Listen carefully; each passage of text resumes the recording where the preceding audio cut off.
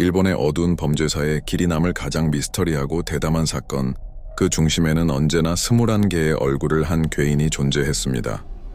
그들은 일본 굴지의 대기업들을 차례로 농락하고 수만 명의 경찰력을 조롱하며 일본 열도를 거대한 미궁 속으로 몰아넣었습니다.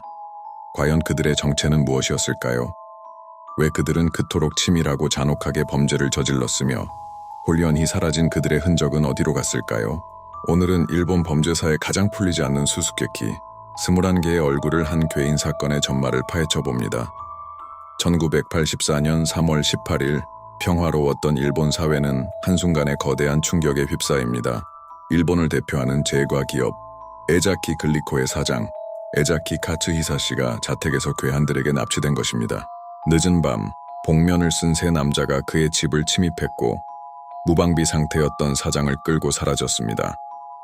범인들은 사장에게 1000만 엔의 현금과 금괴를 요구하며 협박했습니다. 경찰은 즉각 수사에 착수했지만 범인들은 이미 모든 계획을 치밀하게 준비해 놓은 듯했습니다. 이는 단순한 납치가 아니었습니다. 거대한 퍼즐의 첫 조각이 맞춰지는 순간이었습니다. 납치된 지 사흘 만에 에자키 사장은 극적으로 탈출에 성공합니다. 하지만 그의 악몽은 끝나지 않았습니다. 오히려 괴인들의 그림자는 더욱 짙게 드리워졌습니다. 이제 그들은 에자키 글리코 본사에 협박 편지를 보내며 제품에 청산가리를 비롯한 독극물을 넣겠다고 위협하기 시작했습니다. 그리고 실제로 슈퍼마켓에 진열된 글리코 제품에서 독극물이 검출되는 충격적인 사건이 발생했습니다. 일본 전역의 모든 슈퍼마켓과 편의점에서 글리코 제품들이 긴급 수거되는 초유의 사태가 벌어졌습니다. 이때부터 범인들은 자신들을 21개의 얼굴을 한 괴인이라고 명명하며 경찰과 언론에 수많은 도발적인 편지를 보내기 시작했습니다. 그들은 심지어 글리코 사장의 목소리가 담긴 테이프를 언론에 보내며 자신들의 존재감을 과시하는 대담함을 보여주었습니다. 이는 단순한 협박을 넘어선 심리전의 시작이었습니다. 괴인들의 편지는 단순한 위협을 넘어섰습니다. 경찰의 무능함을 신랄하게 비웃고 자신들의 다음 행동을 예고하며 마치 거대한 연극을 벌이는 듯했습니다. 글리코뿐만 아니라 모리나가, 제과, 후지야, 하우스식품 등 일본의 유수식품 기업들이 차례로 괴인들의 표적이 되었습니다. 기업들은 생산 라인을 중단하고 주가가 폭락하는 등 막대한 경제적 손실을 입었습니다. 일본 국민들은 이제 과자를 먹는 것조차 두려워하게 되었습니다. 독이 든 과자에 대한 공포는 사회 전반으로 확산되었고 어린이들이 과자를 주고받는 평범한 풍경조차 찾아보기 어려워졌습니다. 괴인들은 기업의 명성을 훼손하고 사회 전체를 혼란과 불신에 빠뜨리는 데 성공했습니다. 그들은 단순한 금전적 이득을 넘어선 어떤 거대한 목적을 가지고 움직이는 듯 보였습니다. 경찰은 이들을 잡기 위해 수십만 명의 인력을 동원하며 전례 없는 대규모 수사를 벌였습니다.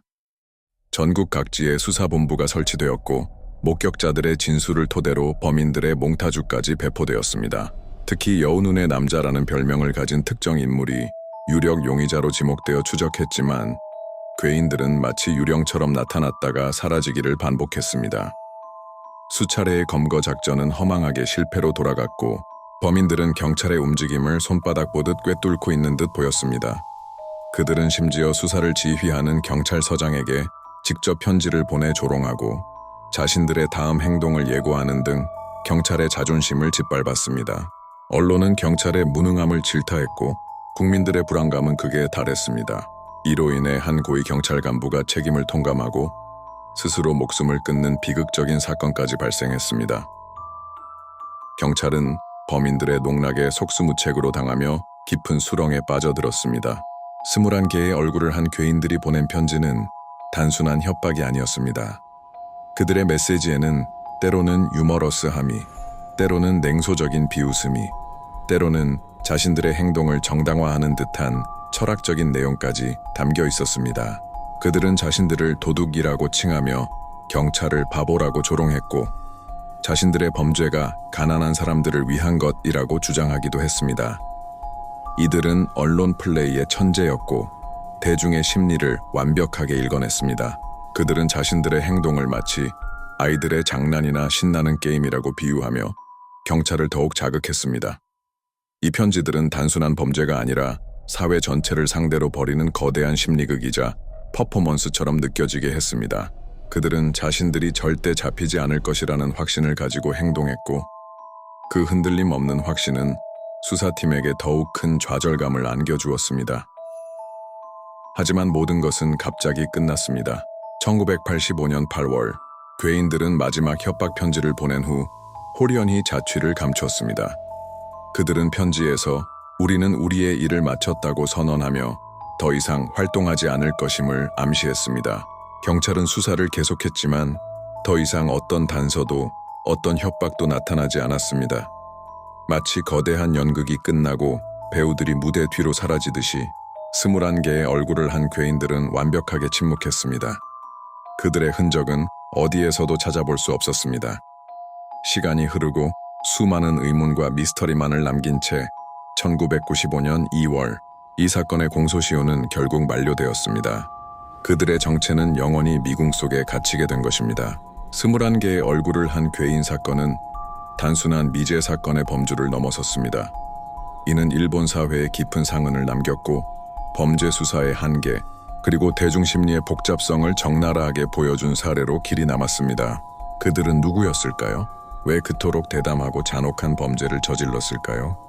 그리고 가장 중요한 질문, 왜 그들은 모든 것을 멈추고 호련히 사라진 걸까요? 이 모든 질문들은 수십 년이 지난 지금도 여전히 풀리지 않는 수수께끼로 남아 있습니다. 그들의 정체는 역사 속으로 사라졌지만 21개의 얼굴을 한 괴인이라는 이름은 일본 범죄사의 가장 섬뜩하고 매혹적인 미스터리로 영원히 기억될 것입니다. 이 미스터리는 오늘날까지도 수많은 대중매체와 창작물에 영감을 주며 우리에게 끊임없이 질문을 던지고 있습니다. 그들은 과연 정의의 심판을 피한 것일까요? 아니면 우리 사회 어딘가에 숨어 자신들의 성공을 비웃고 있을까요?